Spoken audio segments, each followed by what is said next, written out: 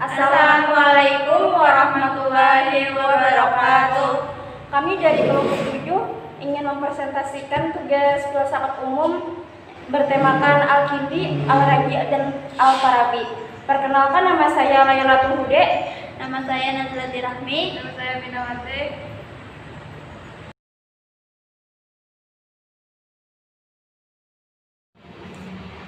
Al-Kindi. Satu riwayat hidupnya. Nama lengkap Al-Kindi adalah Abu Yusuf Yakub bin Ishaq As-Sabah bin Imran bin Ismail bin Asyad bin Qais Al-Kindi.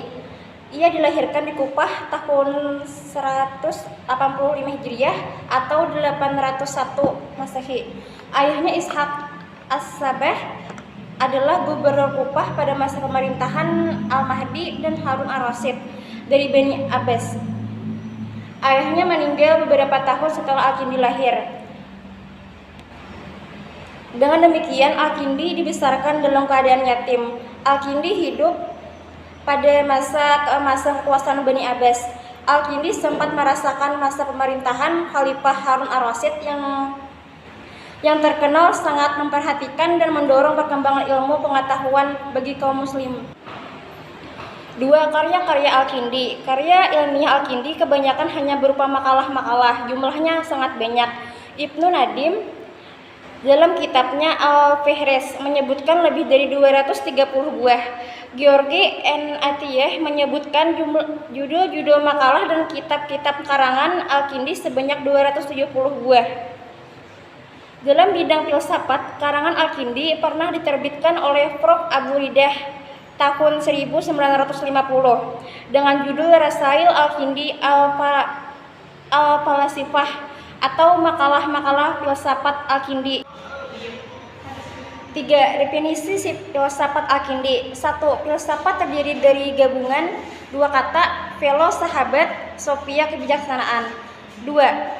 Filsafat adalah upaya manusia meneladani perbuatan-perbuatan Tuhan sejauh dapat dijangkau oleh kemampuan akal manusia. 3. Filsafat adalah latihan untuk mati. 4. Filsafat adalah pengetahuan dari segala pengetahuan dan kebijaksanaan dari segala kebijaksanaan. 5. Filsafat adalah pengetahuan manusia tentang dirinya. 6. Filsafat adalah pengetahuan tentang segala sesuatu yang abadi dan bersifat menyeluruh atau umum, baik esensinya maupun kausa-kausanya. Pengetahuan indrawi terjadi secara langsung ketika orang mengamati terhadap objek-objek material. B. Pengetahuan rasional. Pengetahuan tentang sesuatu yang diperoleh dengan jalan menggunakan akal bersifat universal, tidak parsial, dan bersifat imaterial. C. Pengetahuan isyraki. Filosof isyraki mengingatkan adanya jalan lain untuk memperoleh pengetahuan lewat jalan isyraki atau iluminasi, yaitu pengetahuan yang langsung diperoleh dari pancaran nur ilahi. 5. Metafisika. Al-Kindi mengatakan bahwa filsafat yang tertinggi martabatnya adalah filsafat pertama yang membicarakan tentang kausa prima.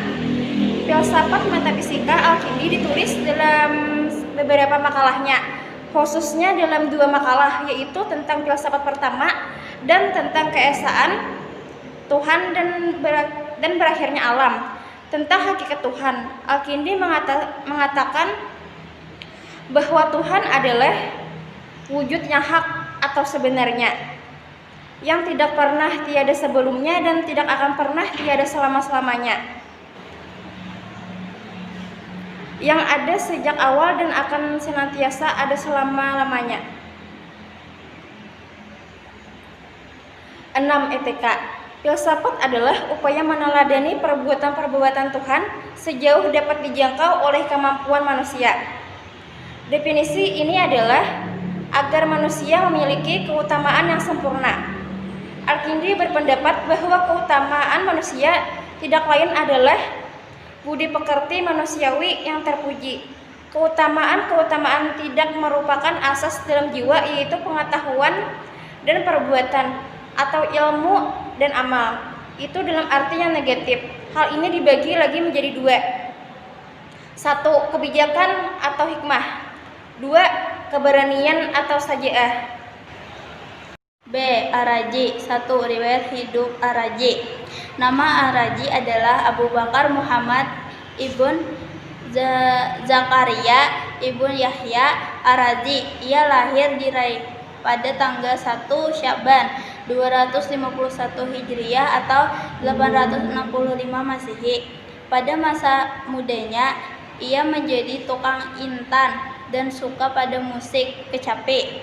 Ia belajar ilmu kedokteran, obat-obatan dengan sangat tekun pada seorang dokter dan filosof yang lahir di Marv pada tahun 1192 Hijriah atau 808 Masehi yang bernama Ali Ibnu Rabban al-Tabari. Dengan lahir belakang itulah Ar-Razi di kota kelahirannya dikenal sebagai dokter, sehingga ia dipercayai untuk memimpin rumah sakit di Rai oleh Mansur bin Ishaq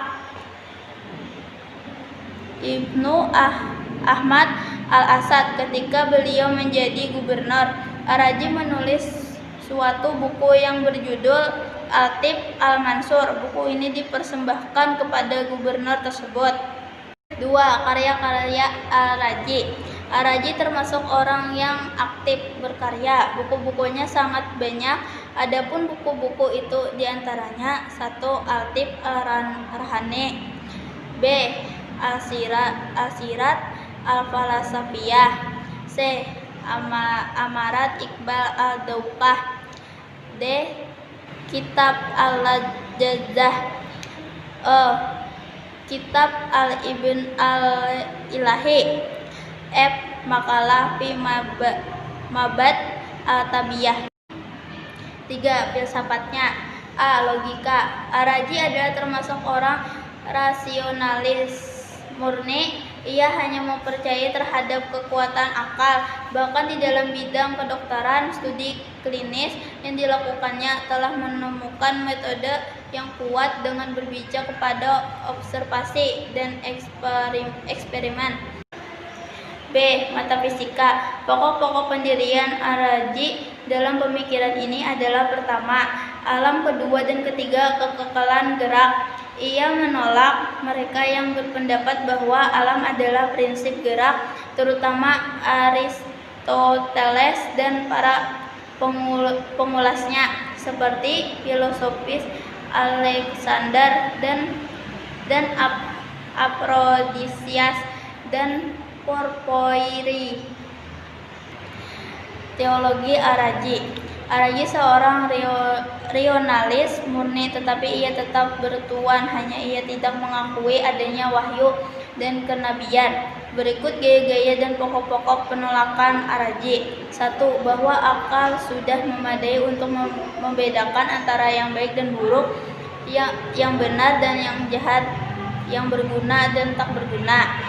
2. Tidak ada keistimewaan bagi beberapa orang untuk membimbing semua orang, sebab setiap orang lahir dengan kecerdasan yang sama. Para nabi sering bertentangan. Ulasan terhadap Ar-Razi. Ar-Razi sebenarnya filosof yang hidup pada masa pendewaan akal secara berlebihan. Ia seorang yang bertuhan dan mengaku Tuhan Maha Bijak, tetapi ia tidak mengakui wahyunya atau ajaran agama. Sebaliknya mempercayai kemajuan dan pemikiran manusia. Kami mengakui tentang keberaniannya dan dalam penggunaan akal sebagai akurat untuk menilai baik dan buruk, benar dan jahat, atau berguna dan tidak berguna. Hubungan dengan penolakan terhadap wahyu dan kenabian terhadap wahyu dan kenabian, serta tidak mengakui adanya semua agama, maka dipandang dari segi teologi, Islam adalah belum Muslim, karena keimanan yang dipeluknya tidak konsisten dan pengertian tidak utuh. Al-Farabi. 1. Riwayat hidup Al-Farabi. Al-Farabi mempunyai nama lain Abu Nasr Ibnu Audok bin Turban Al-Farabi. Sebenarnya nama Al-Farabi diambil dari nama kota Farab, tempat ia dilahirkan di desa Wasid dalam kota Farab pada tahun 257 Hijriah 870. Kadang-kadang ia mendapat sebutan orang Turki sebab ayah Al-Farabi sebagai orang Iran menikah dengan wanita Turki. Kepribadian Al-Farabi, sejak kecil ia tekun dan rajin belajar. Dalam berolah tutur bahasa, ia mempunyai kecakapan luar biasa. Untuk memulai karir dalam pengetahuannya, ia hijrah dari negerinya ke kota Baghdad yang pada waktu itu disebut sebagai kota ilmu pengetahuan. Ia belajar di sana kurang lebih 20 tahun. Dari Baghdad, Al-Farabi mencoba pergi ke Harran sebagai salah satu pusat kebudayaan Yunani di Asia Kecil. 2. Filsafat Al-Farabi. Al-Farabi mendefinisikan filsafat adalah al-ilmu bil mawjudat bima hiya al-mawjudat, yang berarti suatu ilmu yang menyelidiki hakikat sebenarnya dari segala yang ada ini. Al-Farabi berhasil meletakkan dasar-dasar filsafat ke dalam ajaran Islam. Dia juga berpendapat bahwa tidak ada pertentangan antara filsafat Plato dan Aristoteles, sebab kelihatan berlainan pemikirannya tetapi hakikatnya mereka bersatu dalam tujuannya. 3. Filsafat politik Al-Farabi. Al-Farabi berpendapat bahwa ilmu politik adalah ilmu yang meneliti berbagai bentuk tindakan, cara hidup, watak, disposisi positif, dan akhlak. Semua tindakan dapat diteliti mengenai tujuannya dan apa yang membuat manusia dapat melakukan seperti itu dan bagaimana yang mengatur, memelihara tindakan dengan cara yang baik dapat diteliti. 4. Filsafat metafisika Al-Farabi. Persoalan-persoalan filsafat telah dibahas oleh filosof sebelumnya baik dari Yunani, Persia, atau yang lainnya. Meski pemecahan yang dilakukan mereka saling berlawanan, pembicaraan metafisika ini berkisar pada masalah Tuhan, wujud-wujudnya atau kehendaknya.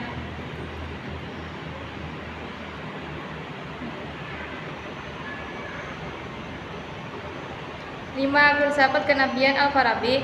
Persoalan kenabian ada pada agama, tetapi agama yang dimaksud adalah agama samawi atau langit, di mana secara esensial berasal dari pemberitahuan wahyu dan ilham atau inspirasi. Berdasarkan wahyu dan ilhamlah segala kaidah dan seni-seninya menjadi tegak. Seorang nabi hanyalah manusia biasa, ia diberi kemampuan untuk berhubungan dengan Allah dan mengekspresikan kehendaknya sebagai keistimewaannya.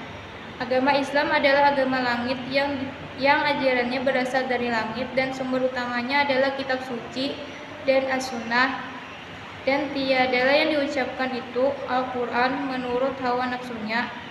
Ucapannya itu tiada lain hanyalah wahyu yang diwahyukan kepadanya, yang diajarkan kepadanya oleh Jibril yang sangat kuat. Quran Surah An-Najm ayat 3-5.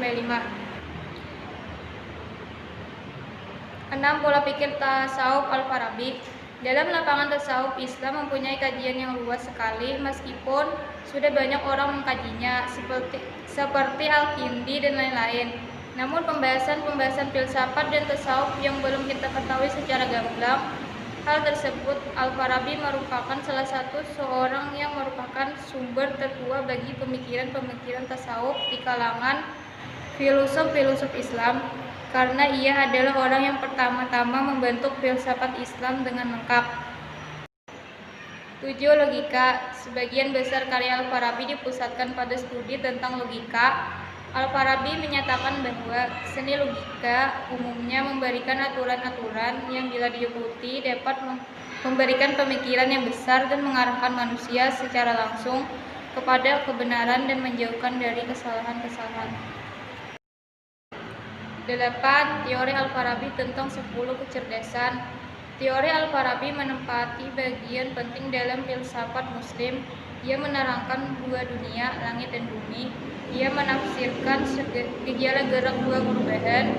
Ia merupakan dasar fisika dan astronomi.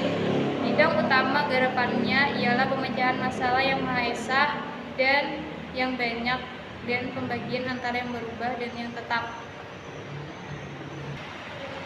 9. Al-Farabi atau emanasi. Al-Faid merupakan Al-Farabi adalah semacam teori emanasi yang dikeluarkan oleh Plotinus. Apabila terdapat suatu zat yang kedua sesudah yang pertama, maka zat yang kedua ini adalah sinar yang keluar dari yang pertama. Sedang ia, Maha Esa, adalah diam, sebagaimana keluarnya sinar yang berkilauan dari matahari, sedangkan matahari diam. 10. Filsafat kenegaraan Al-Farabi.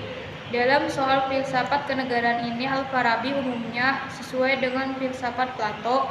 Mengenai ini, Al-Farabi telah menulis sebuah buku yang terkenal berjudul Ara Ahlil Madinati Fadilah. Al-Farabi dalam bukunya itu membandingkan masyarakat dengan badan manusia. Dalam uraiannya tentang negeri yang utama atau Al-Madinatul Fadilah, itu Al-Farabi menegaskan bahwa negeri yang utama ialah negeri yang memperjuangkan kemakmuran dan kebahagiaan warganya. Demikian presentasi dari kami. Salah hilaf mohon maaf. Wassalamualaikum warahmatullahi wabarakatuh.